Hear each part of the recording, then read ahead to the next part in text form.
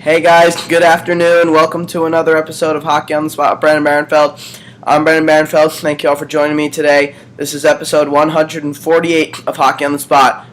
And for today's episode, I'll be continuing with the NHL's 30 teams in 30 days. And last episode, we officially concluded the Central Division with the Colorado Avalanche. Now, for today's episode, we are going to come back to the Eastern Conference for a bit, where we'll now go over the Atlantic Division. They were the third division. That was the third division I did last year, and they are the third division this year once again. And to kick things off in the Atlantic Division, for today's team, and here it is, folks. The worst team in the National Hockey League from last year. Today, the team we are going to talk about today is none other than the Buffalo Sabres. And oof, that is all I gotta say about the Buffalo Sabres. Oof, oof, oof. Just a dismal season last year for the Buffalo Sabres. Last place in the National Hockey League. Last place in the Atlantic Division. Last place in the Eastern Conference. Their record, 21-51-10. Good enough for just a mere 52 points, which ties the 2000-2001 edition of the New York Islanders for least amount of points in a season since entering the 2000s. That is just a dismal record. Will also probably go down as one of the worst single-season teams of all time. Not just of this season, but of all time. But 8th in the Atlantic Division, 16th in the Eastern Conference, last place in both, and last place in the entire National Hockey League. It was just such a bad year for the Buffalo Sabres. Last year, they weren't expected to make the playoffs. However, they were not expected to be this bad at the same time. They were expected to be kind of in the middle of the pack of teams that didn't make the playoffs. But this was a team that, because of how bad they played, they were one of two teams in the league, along with the New Jersey Devils, that hadn't won a game all season long. They were the only two teams who hadn't won a game at one point. Buffalo, the only good news was that Buffalo won their first game of the season before the Devils did. But that was the only good news for them all season long. But it was not a good year at all. The team, to start the year, the Buffalo Sabres, had started the year with a 4-15-1 record in their first 20 games. That is the worst start in the history of their franchise, and that came under then head coach Ron Rolston and then general manager Darcy Regier. Both were let go after the first 20 games of the year, and Tim Murray, who of course is related to Ottawa Senators general manager Brian Murray, would take over as the new general manager. And as their head coach, they would bring back Ted Nolan, who had been a head coach of the Buffalo Sabres in the past. He had gotten them to the Stanley Cup Finals in the... Actually, no, he didn't. He had been a head coach with them in the past. He was their head coach before Lindy Ruff came in. Ted Nolan, in recent years, of course, he coached the New York Islanders for a little while, but in recent years has been focused on Team Latvia in all the international levels. At all the international levels, he has been the head coach of Team Latvia, despite the fact that he is Canadian. I still find that weird to this day. But under Ted Nolan, the team would go 17-36-9, which still isn't a good record, but it was better than the first 20 games under Ron Ralston and Darcy Regier. He was an interim coach at the time, but in March was signed to a 3-year contract extension because the belief is that he can get the team back to at least a better to a record that's at least feasible. They know they're not going to make the playoffs this year, but they want to at the very least have a solid year. But this was a team that, because of how bad they were rebuilding pretty much as soon as the year began. And at the beginning of the season, they had both Thomas Vanek and Steve Ott, and both of them were switching off between who was their captain. Thomas Vanek it was announced that when the season began that, assuming both of them were going to stay the whole season, which they both didn't, Thomas Vanek would be the captain for all 41 home games, and Steve Ott would be the captain for all 41 road games. But then early on in the year, Thomas Vanek was almost immediately traded to the New York Islanders. In exchange, they got Matt Molson and a first-round pick. And of course, for Molson and Vanek, both of them didn't even stay with their respective teams for very long, but we'll get to that in a second. When that trade was made, Steve Ott became the full-time captain for road and home games up until he was traded, and we'll talk about that as well. So the end of the season comes around, or the trade deadline comes around, and Buffalo needs to make more changes. They go through a complete rebuilding phase. They become sellers at the trade deadline. Right? And that included trading away their other significant player that has been with the team for pretty much his whole career, Ryan Miller. Ryan Miller, despite how bad the team was doing and despite how bad Ryan Miller's record looked on paper, he was pretty much the best player on the team. He kept the team from losing in much worse fashions than they maybe should have on a night-to-night basis. Ultimately, though, Ryan Miller was very unhappy in Buffalo, and they knew that he deserved to be on a team that had the chance to win a championship. So both Ryan Miller and Captain Steve Ott were dealt to the St. Louis Blues, and in return, the Sabres would go on to acquire forward Chris Stewart, goaltender Yaroslav Halak, prospect forward William Carrier, and a first-round draft pick. And Yaroslav Halak would only wear a Buffalo Sabres uniform for one day before he was then dealt at the deadline to the Washington Capitals for Michael Neuvirth. And that wasn't all. At the trade deadline, they would trade Matt Molson, who they acquired from the New York Islanders, along with forward Cody McCormick, to the Minnesota Wild, and that was their trade deadline trade. So they would make that trade, and in return, they would acquire forward Torrey Mitchell and a second-round pick in 2014 and a second-round pick in 2016. I feel like that trade could have been handled a lot better than it was, honestly. I mean, I feel like they could have gotten so much more out of that deal, considering it is Matt Molson. But you know what? It's the Sabres did what they felt was best. Oh yeah, and in the Ryan Miller deal, they also got a conditional third-round pick for 2016. And the first-round pick is for 2015. So, that was that deal. But like I said, that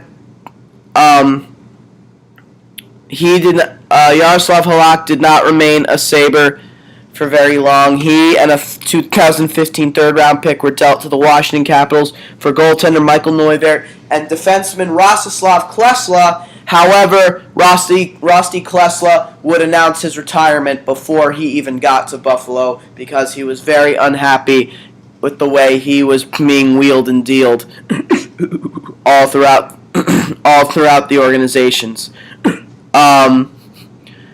And then another big trade by the Sabres as well. They made a trade with the Los Angeles Kings, trading away forward Jonathan Parker, a defenseman slash left winger defenseman Brady McNabb, a 2014 second round pick, and a 2015 second round pick for defenseman slash left winger Nicholas Delorier, who is going to be a good player for them, and forward Hudson Fasching, who is now one of their top prospects. So the Sabres ultimately went through a complete rebuild phase,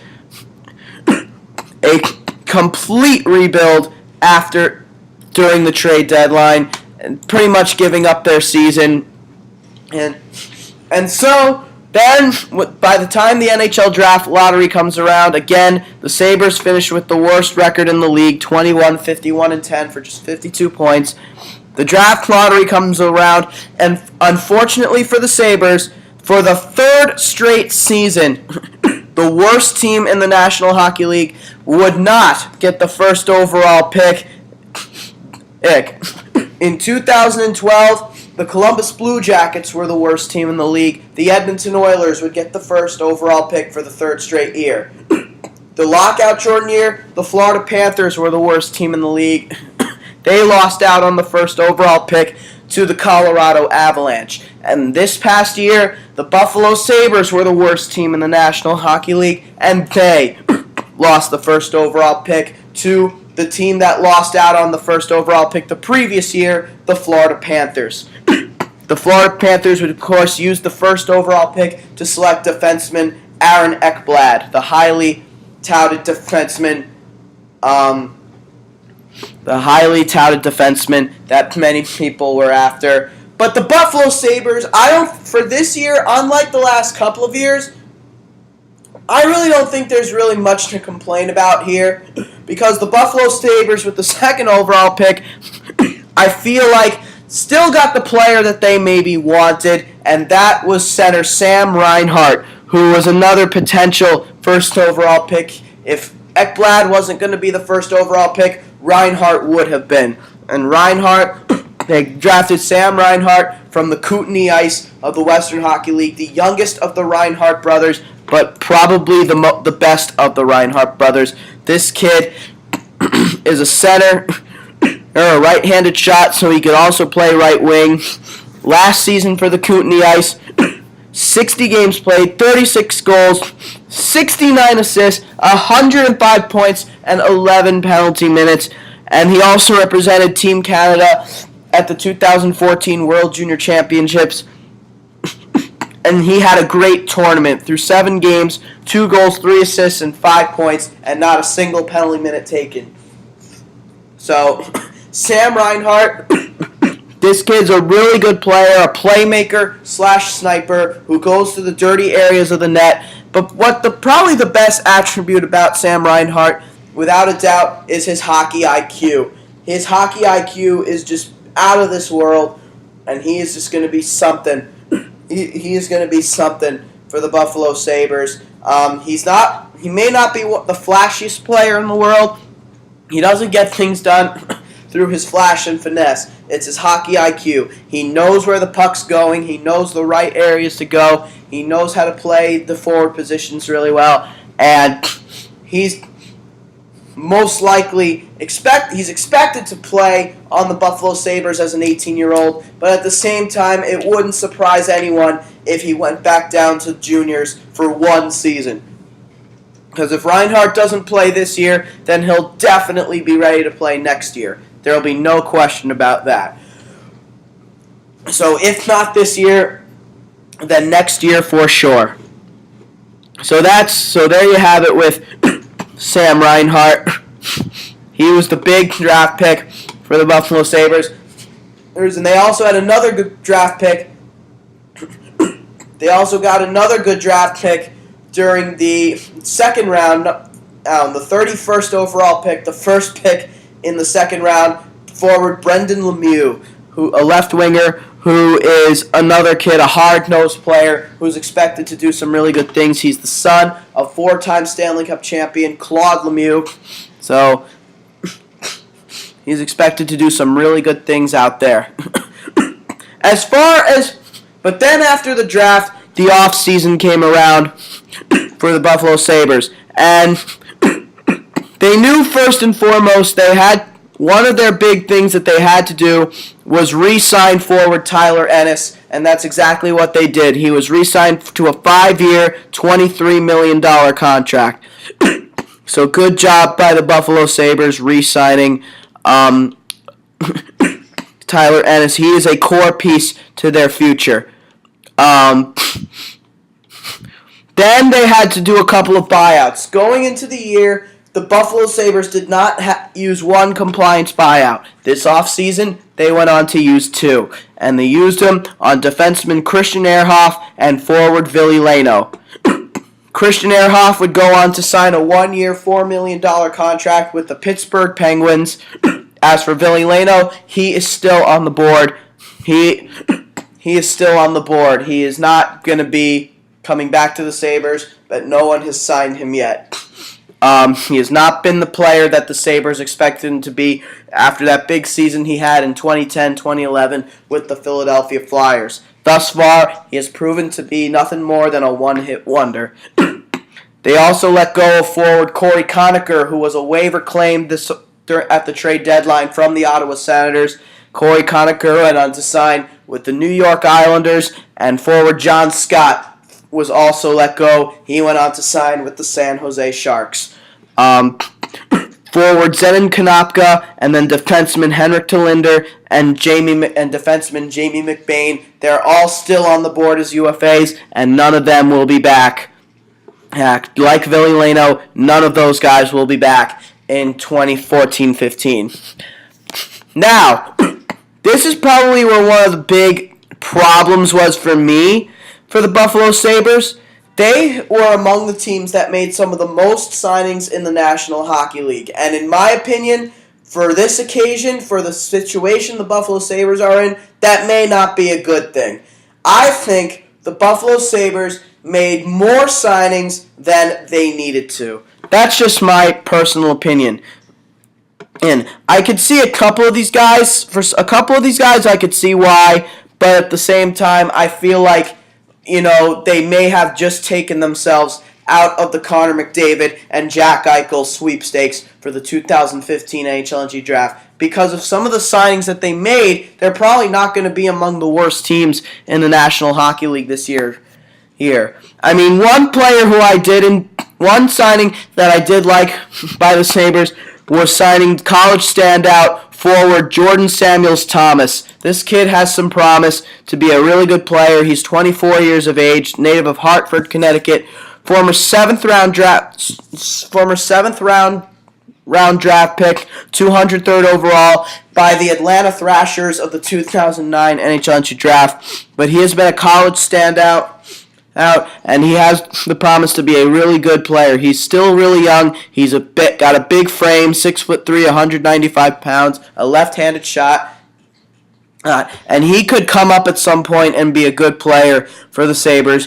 At the very least, maybe a really good depth player, and he'll help out their young core. I mean, he'll probably play for Rochester of the American Hockey League this year, but then by next year, I could see this kid coming up and being a big factor for them. But, but other than that, some of the other moves that they made, to me, didn't make sense outside the minor stuff. I mean, some of the other minor moves they made, they brought in defenseman Tyson Strachan from the Washington Capitals. He could help out the Rochester Americans. He'll play in the American Hockey League. Forward Zach Dalby, they brought him in from the Vancouver Canucks. He's a guy who will also probably play in the American Hockey League, or maybe on the fourth line if he does come up and play. That's a good defensive forward right there. I don't mind that signing. And they also brought in defenseman Andre Benoit, signing him to 1 year at $800,000. He's coming over from the Colorado Avalanche. See, that signing I feel like is a really good signing because Benoit really did impress a lot of people last year with the Colorado Avalanche. He played 79 of the team's games. He only missed 3 games during the regular season. 7 goals, 21 assists, and 28 points. A +2 rating, 26 penalty minutes, and 113 shots on goal. And through 7 playoff games, he only had an assist, but was really good defensively. +3 with only 6 penalty minutes, but only 6 shots on goal. But he's more of a two-way defenseman with a defensive edge, so he'll help the Buffalo Sabres as far as defensive depth. So that signing I don't mind either. But the rest of them, I feel like we're way too good for them to make. I mean, for a team that maybe is looking to try to get Connor McDavid, I still feel like the Sabres did a little too much. But their mindset is that they don't want to look to Connor McDavid or Jack Eichel. They want to try to win with what they have, which I guess is an okay argument because they do have a lot of highly touted prospects as it is. They brought in Andre Mazzaros coming over from the Boston Bruins. He split last year between the Bruins and the Philadelphia Flyers. He was acquired by the Bruins at the deadline. Last year for the two teams combined, overall, it was a pretty good year for Andre Mazzaros, I feel like. I mean, I feel like he was underused by the Bruins because when he was in the lineup for them, he was really, really good. He was more or less in the lineup to replace Dennis Seidenberg, who the Bruins had lost for the rest of the season.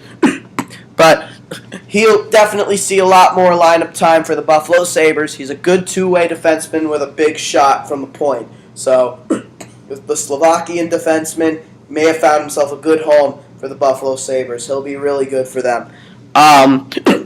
So actually that signing isn't too bad either.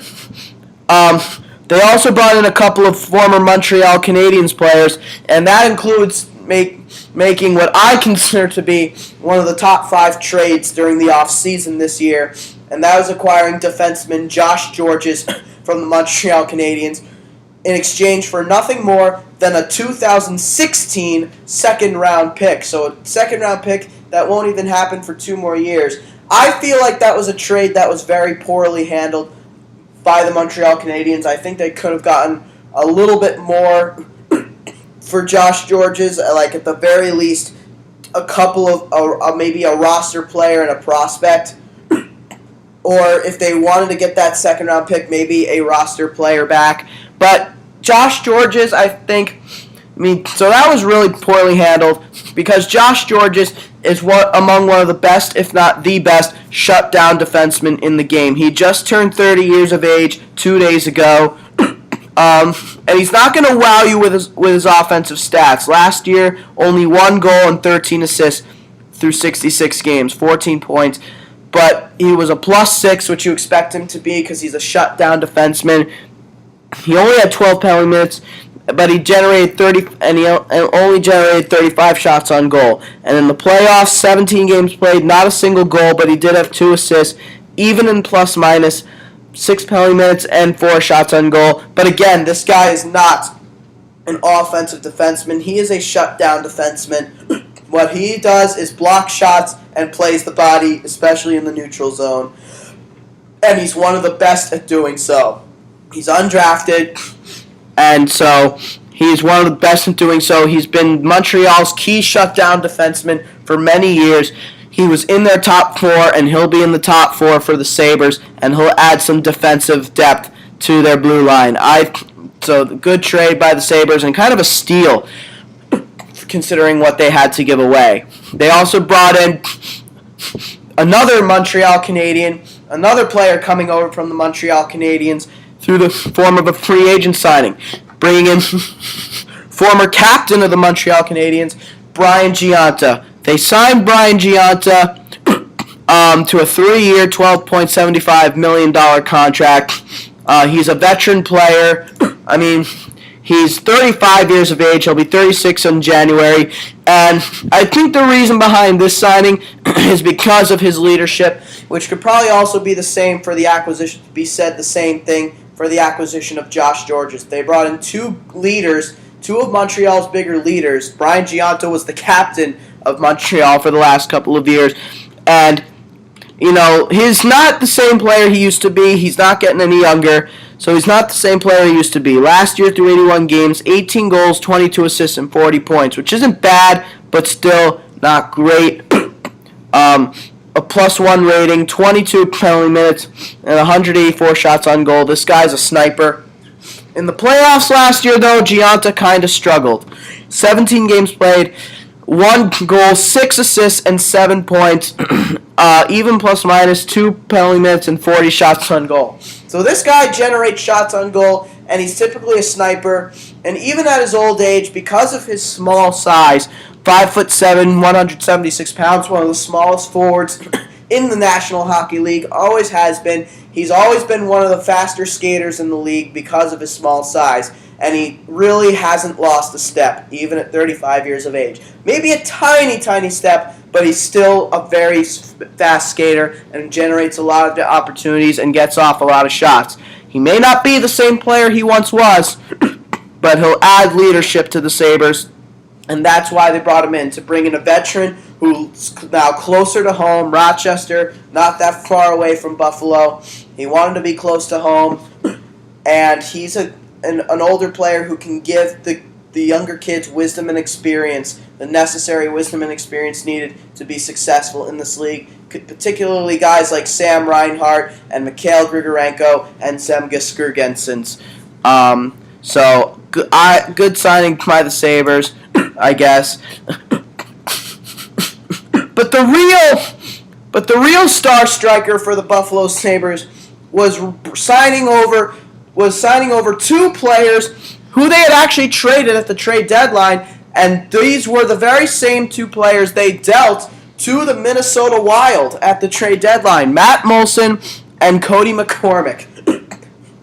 So for both Cody McCormick and Matt Moulson, they both return to the Buffalo Sabres after being dealt to the Wild at the trade deadline. For McCormick, he was signed to 3 years at $4.5 million. We all know what the Sabres know what, and they're expecting out of McCormick, just a fourth-line player with good defensive awareness. Whether he'll actually be in the lineup this time, though, is in question.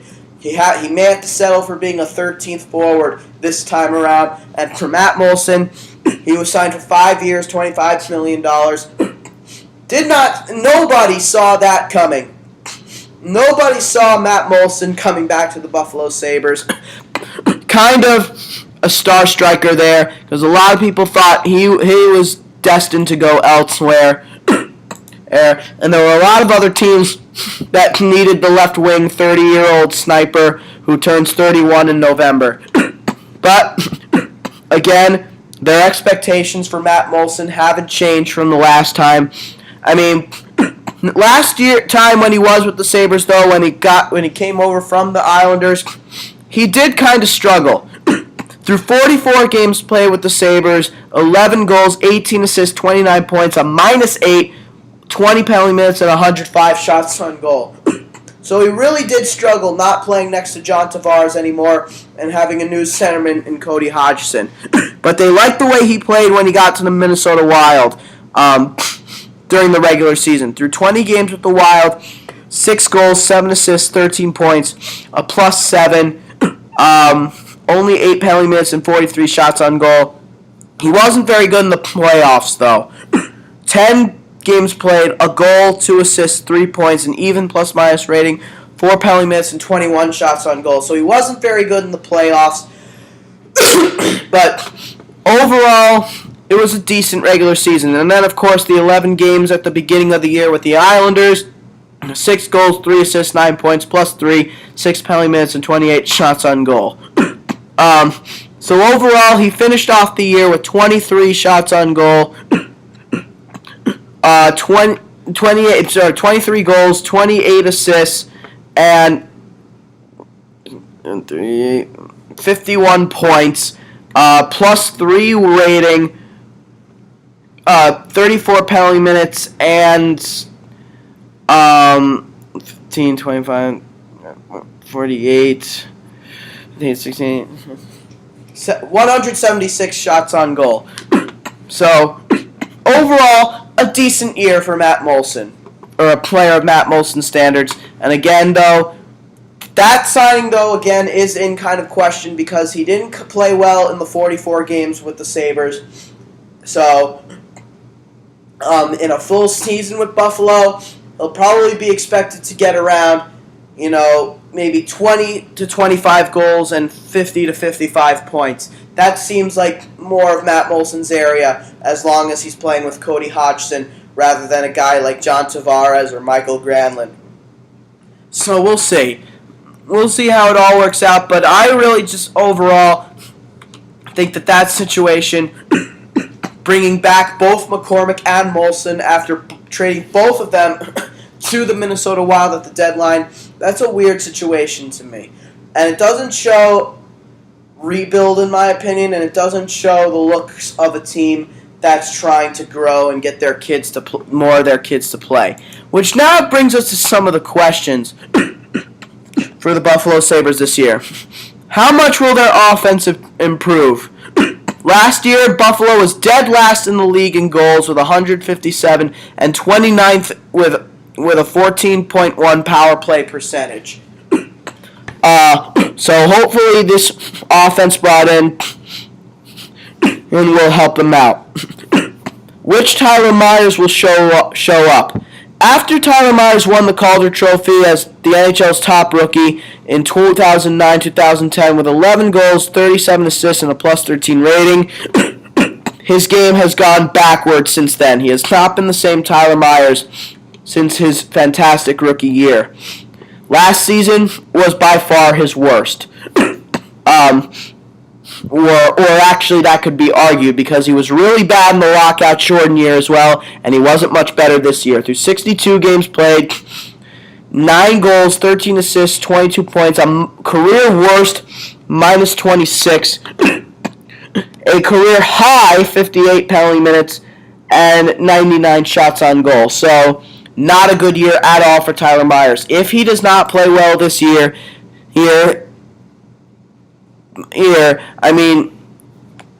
if he does not play well this year, then expect him and his big 7-year, $38.5 million contract that was signed in 2011 to be traded. Because if he's not going to be a part of their team, then he's not going to be a part of their team. Will the veteran additions prop up the blue line? There's a lot of youngsters coming up that could all be in the mix to challenge for spots on the blue line. Mark Pysyk, Rasmus Ristolainen, Nikita Zadorov, and Jake McCabe. Those are kids that are all in the mix to play.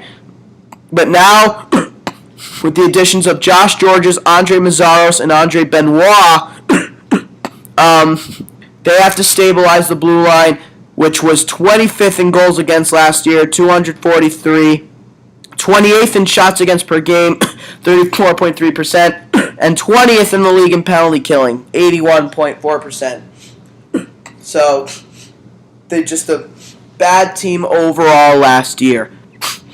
Who emerges as the number one goaltender? And that's probably one of the biggest questions. Because Jonas Enroth's run as the Sabres' top goaltender in the post-Ryan Miller era ended after 7 games with a sprained MCL. And by the end of last season, the Sabres played 6 goaltenders and dressed an NHL record 9, according to the Elias Sports Bureau. And that included the goaltender Michael Neuvirth, who they acquired from the Washington Capitals in the Yaroslav Halak trade.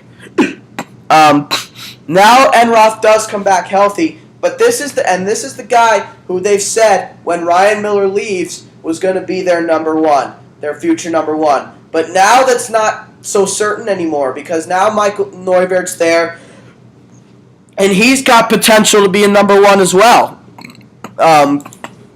When Michael Neuvirth is playing well, he's really playing well. His best season came during the 2010-2011 campaign. Through 48 games played, 27 wins, 12 losses, and 4 overtime/shootout losses with 4 shutouts. And he was also their starter in the playoffs. Through 9 games, 4 wins and 5 losses with 1 shutout.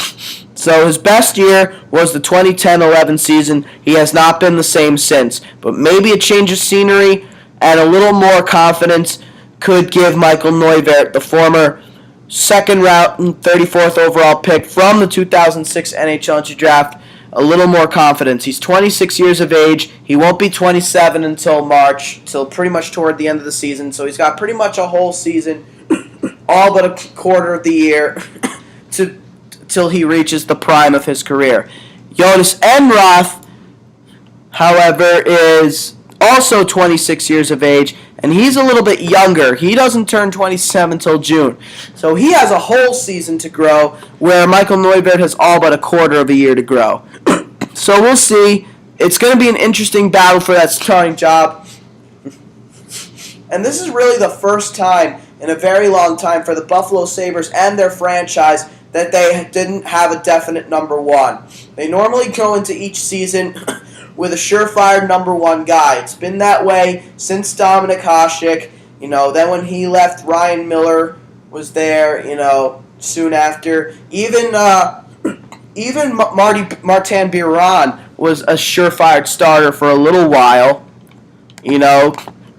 But this is really an interesting situation for Buffalo's goaltending. This will be one of the more interesting goaltending battles in the league this season. Last year, though, Jonas Enroth was .417-5 with a .282 goals against average and .911 save percentage in 28 games, 26 starts. And so he wasn't really that good, which makes you double think Jonas Enroth a little bit. Whereas Michael Neuvirth last year, with both the Capitals and the Sabres, he had 15 games played, 4 wins, 8 losses, and a record of 4-8-2. And he only played 2 games with the Sabres, and he lost both of them, even though he did play well in both of the games he started. But he ended the year. But so there's hope there. So it's going to be an interesting goaltending battle. And will Sam Reinhart be ready? Again, a lot of experts say he may go down to the back to the Western Hockey League to play one more season for the Kootenay Ice before officially making the roster next year. That's in question, honestly. I really question that because I think Sam Reinhart could very much be ready. At the very least, he is going to go into camp this year and battle for a spot. If he does not make it, he will be sent back down to juniors. He's not old enough to play in the American Hockey League. But his brothers, his brother Max in Calgary and Griffin with the Islanders, Griffin's ready to make the NHL this year.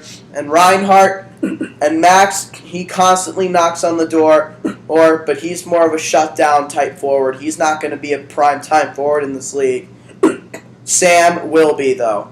So it's going to be an interesting situation, and Griffin's going to be a great shutdown defenseman. So it's an interesting situation. But one of the big questions I have for the Buffalo Sabres, I kind of said it before, but I'm going to say it again, and it's something that I've been saying all along. Did the Buffalo Sabres do too much this offseason to try to improve their team?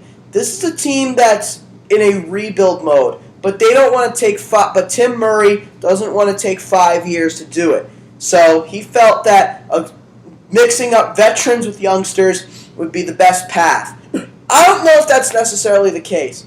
I think some of those additions were good, but there were a couple, like bringing back both Matt Molson and Cody McCormick, that were just a little bit unnecessary, in my opinion. I think Molson would have been much better off elsewhere, and so would McCormick, because now McCormick's probably going to have to be the 13th guy rather than a mainstay in the lineup.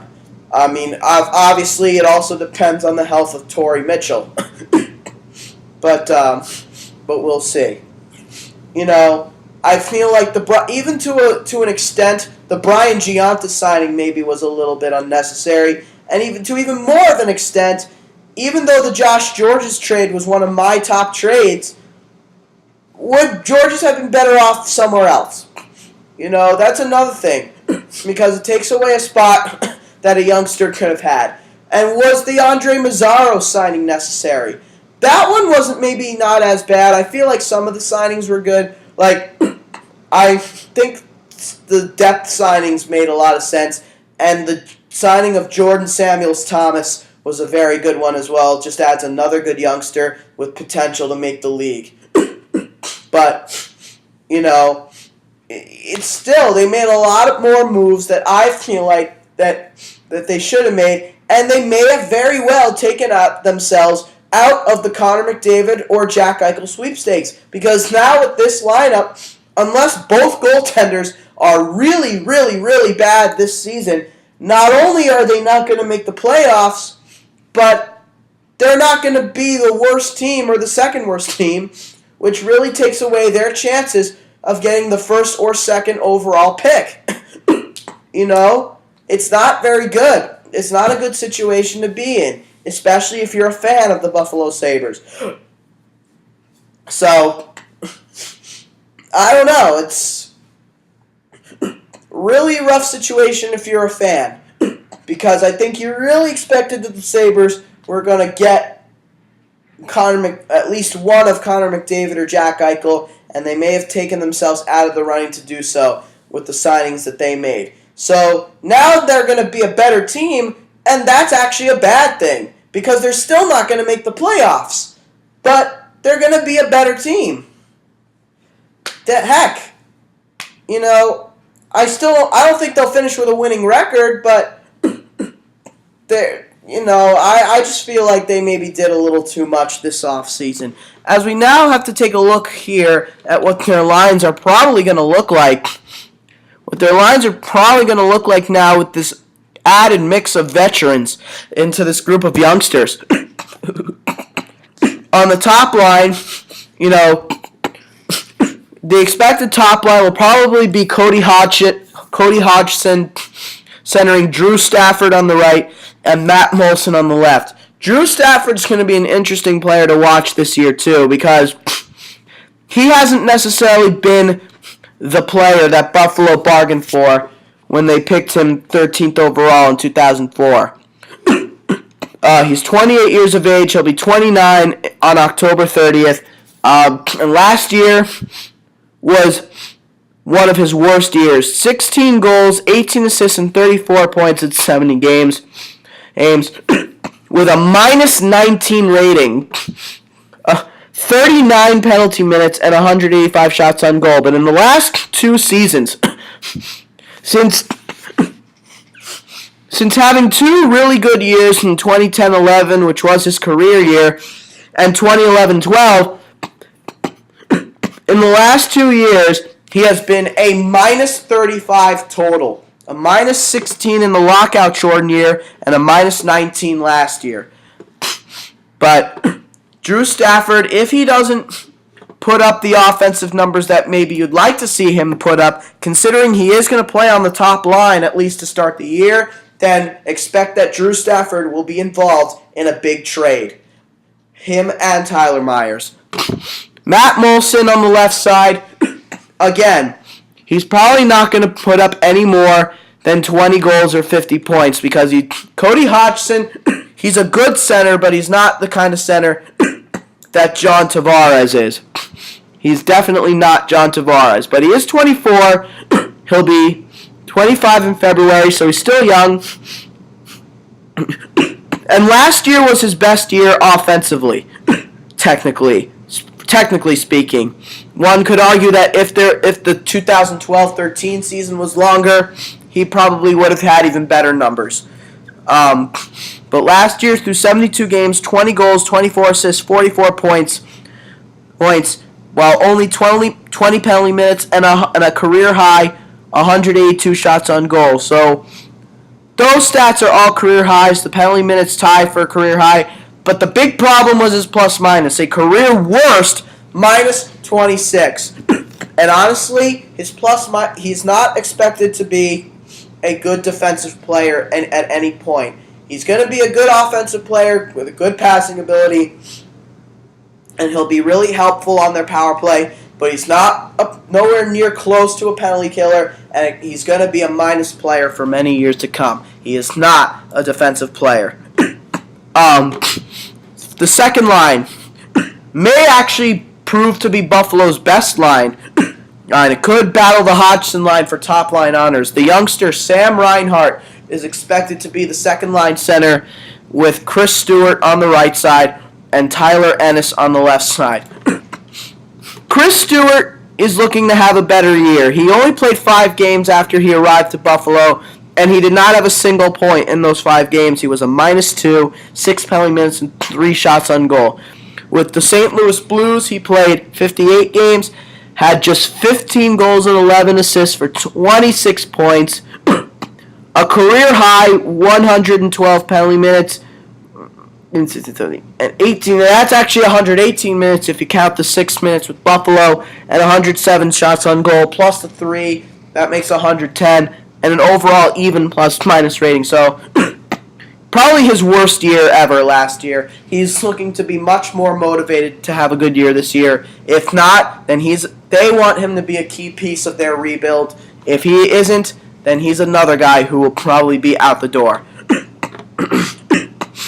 Third line, you have Zemgus Girgensons with centering Brian Giunta on the right and Marcus Foligno on the left. A good defensive third line.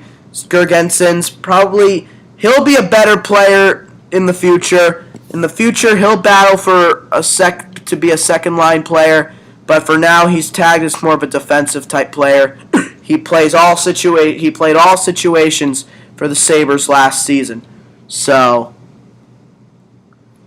I don't know if he played the power play, but he played the penalty kill and got a shorthanded goal to show. So he's only getting better. Brian Giunta is, of course, the veteran on that line. He'll have speed. And Marcus Foligno, the younger brother of Columbus Blue Jackets forward Nick Foligno,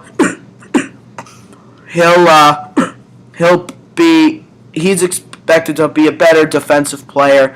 He'll be pretty much the grinder on that line. And then the fourth line, you got Brian Flynn centering Torrey Mitchell and Matt Ellis, with Cody McCormick as the 13th guy and Patrick Coletta as the 14th guy. See, I don't really know much about that fourth line, but it doesn't really look like a great fourth line in my opinion. That's not a great fourth line, if you ask me. Matt Ellis, he's constantly in and out of the lineup. Torrey Mitchell, he's got injury issues. Brian Flynn's pretty good, but he'll hopefully take an even bigger step. But Cody McCormick, I think, would actually be a good fit to play in the lineup consistently. He's a really good defensive forward. And Patrick Coletta, well, the thing about Patrick Coletta, he only played 5 games last year. But, if he's playing a full season, he brings a lot of enforcement onto the team and is not afraid to drop the gloves.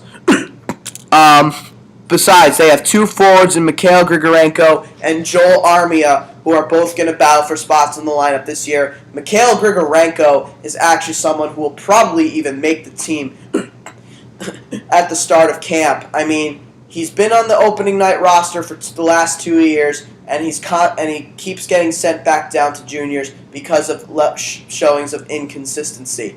He won't be going back to juniors, though, if he does get sent down. This time around, he would go play for the Rochester Americans of the American Hockey League. But Grigorenko, I really hope he does develop into a good player, because I think he's good. He's 25 years of age, and he has the potential to be something special in this league. I really hope he doesn't become a draft bust. He just needs to be a lot more consistent, because he was so good the last couple of years for the Quebec Ramparts of the Quebec Major Junior Hockey League. And last year for Russia at the World Junior Championships, through 7 games played, 5 goals, 3 assists, and 8 points, no penalty minutes. He was their best offensive player without a doubt. So, hopefully, Grigorenko does pan out to be what the Sabres are hoping, because he's got a lot of potential. Joel Armia, hopefully he can overcome whatever injury problems he was going through and be a force as well, because he's expected to be one heck of a sniper.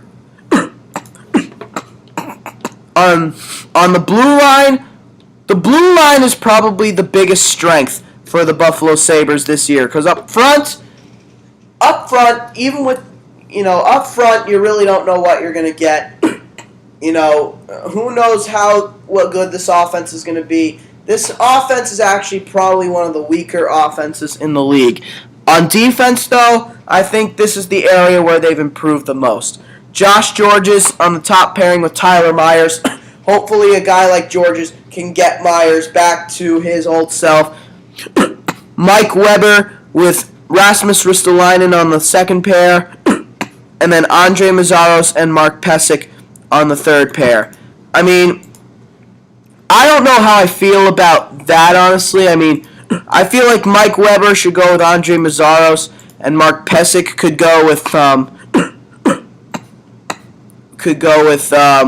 Rasmus Ristolainen. But we'll see how it all works out in the end. I mean, we'll see how it all works out in the end. And then, of course, Andre Benoit is listed as the seventh guy. But if Mike Weber doesn't have a good year, which he really didn't have a good year last year, then Andre Benoit could take his spot.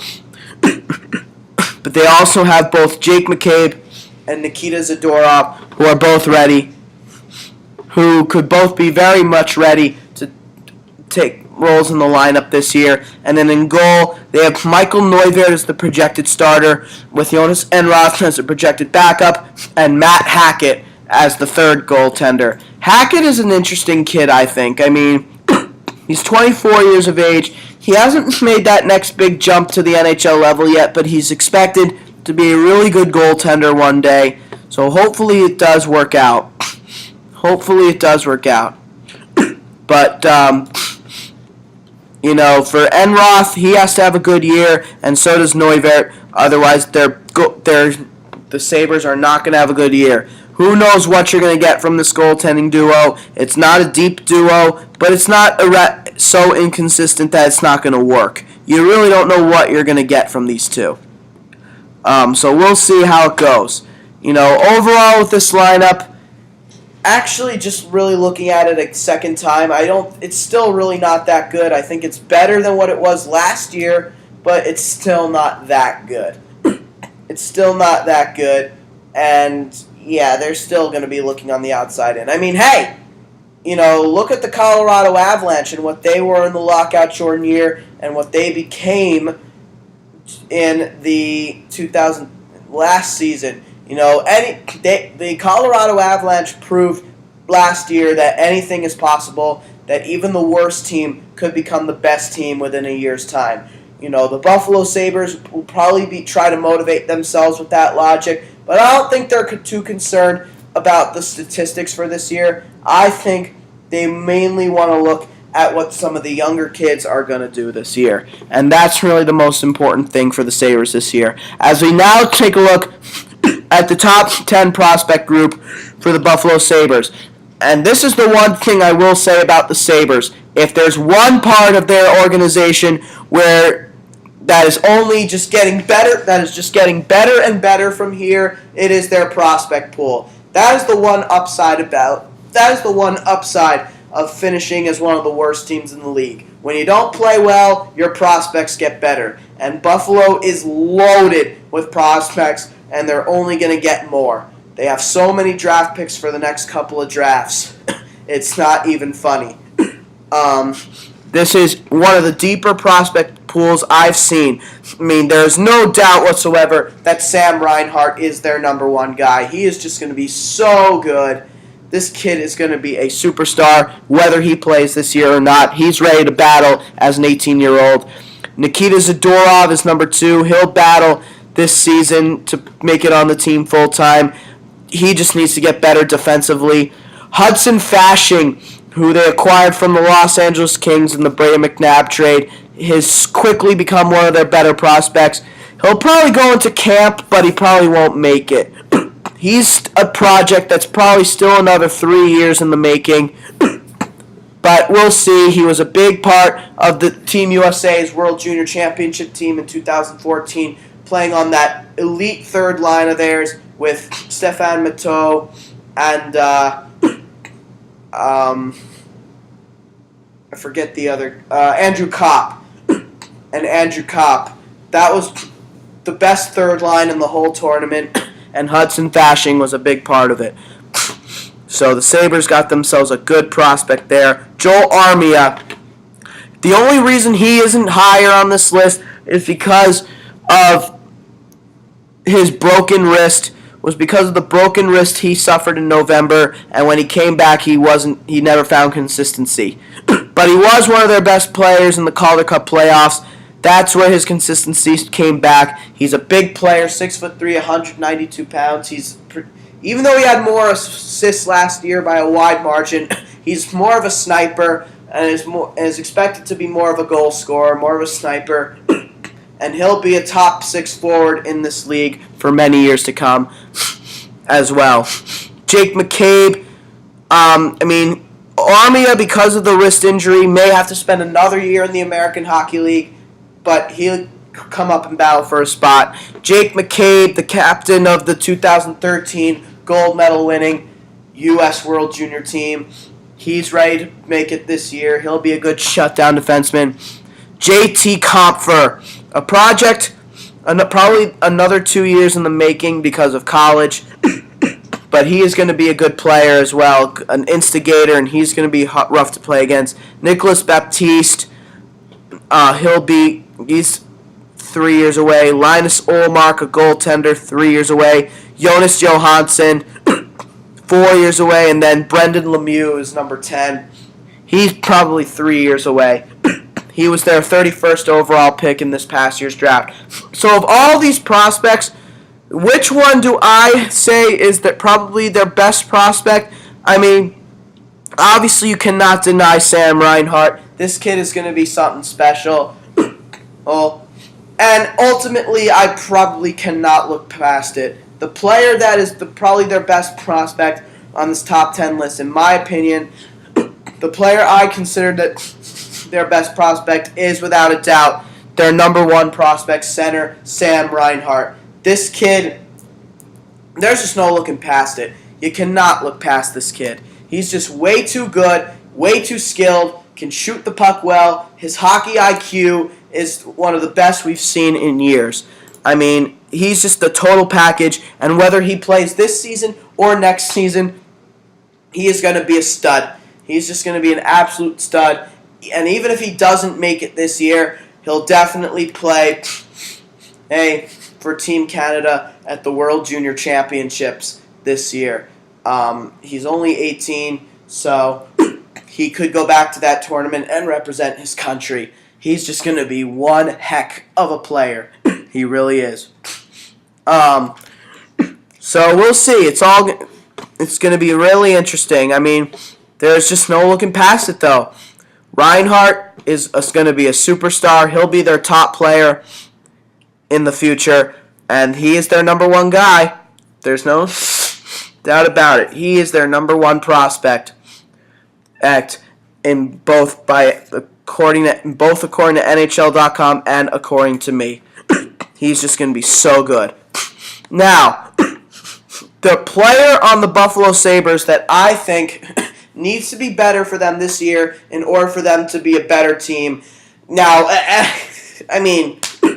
anyone's going to tell you that everyone on the Sabres needs to be better, and that's realistically true. They had so many players that were bad last year, and they had so many players who just were not good, and so many players need to be better. There's a lot of players that could be on that list, including a guy like Mike Weber, who had one of the worst plus-minuses in the entire league last year, a minus 29 for a shutdown defenseman.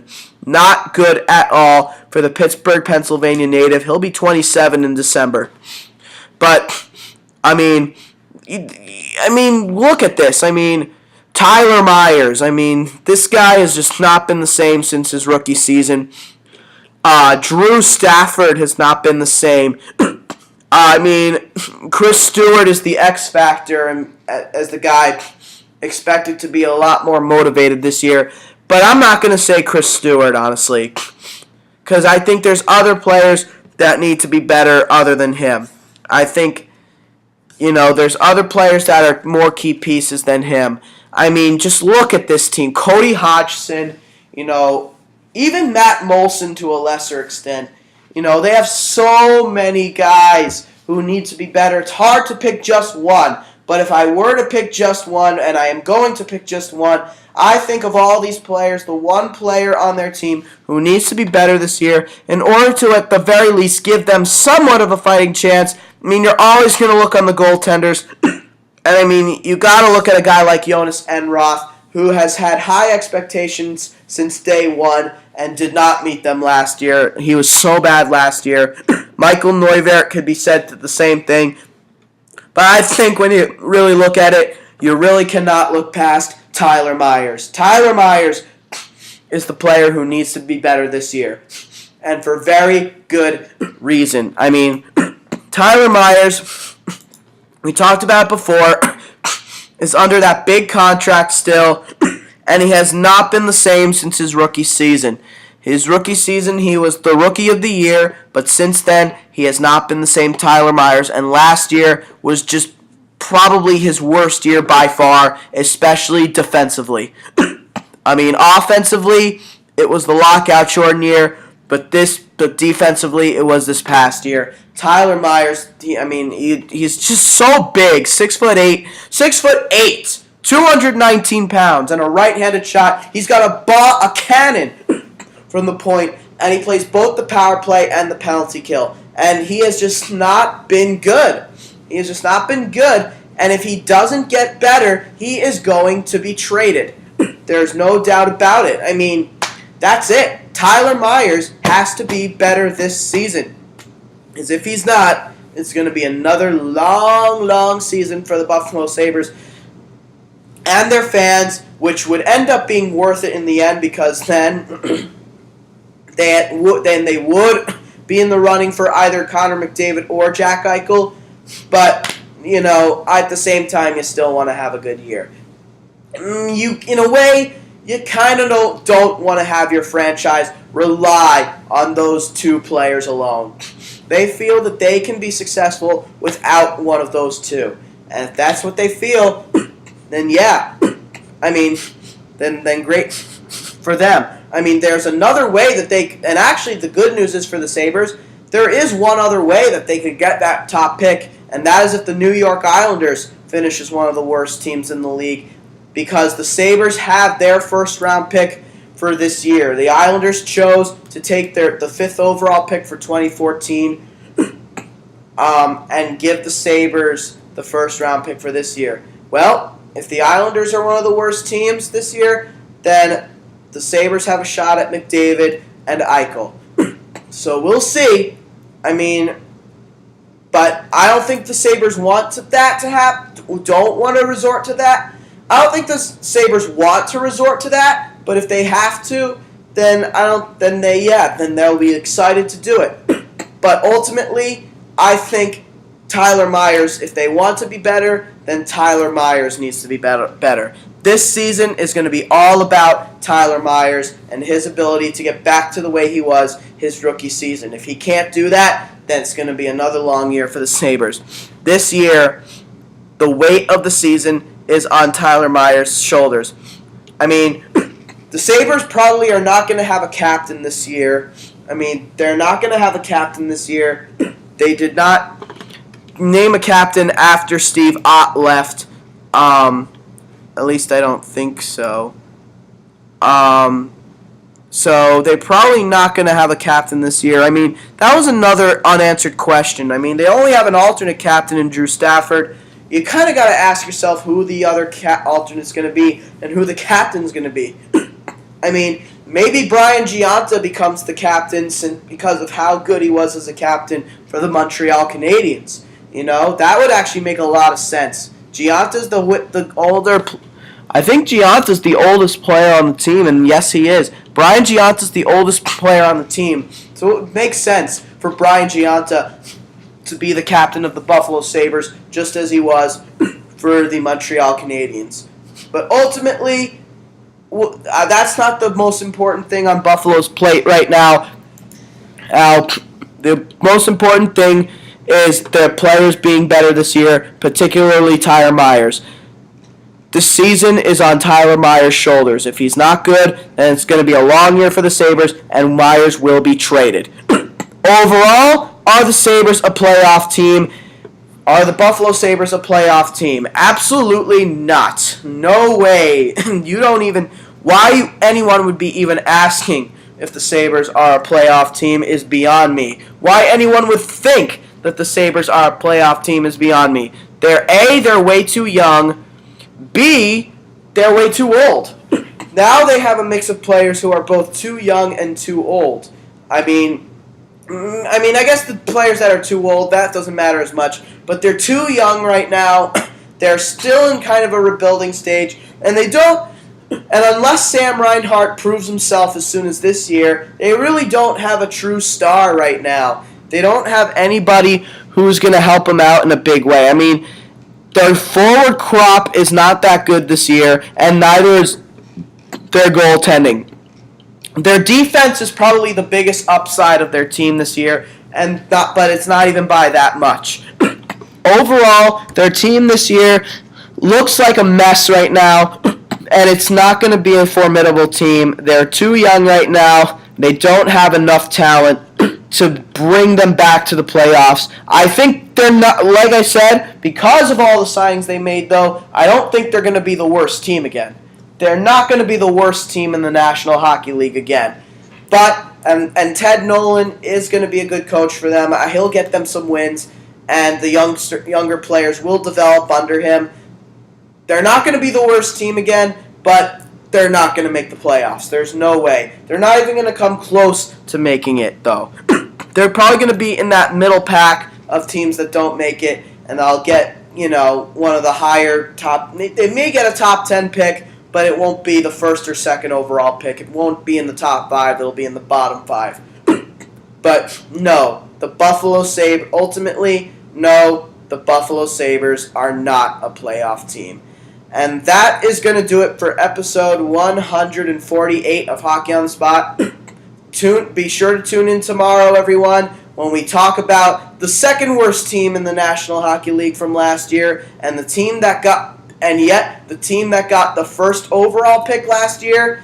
That's right. Tomorrow we are going to talk about the Florida Panthers. So until then, this has been Hockey on the Spot with Brandon Barenfeld. I'm Brandon Barenfeld. Thank you all for watching, and I'll see you all again tomorrow. Thank you, and have a great day.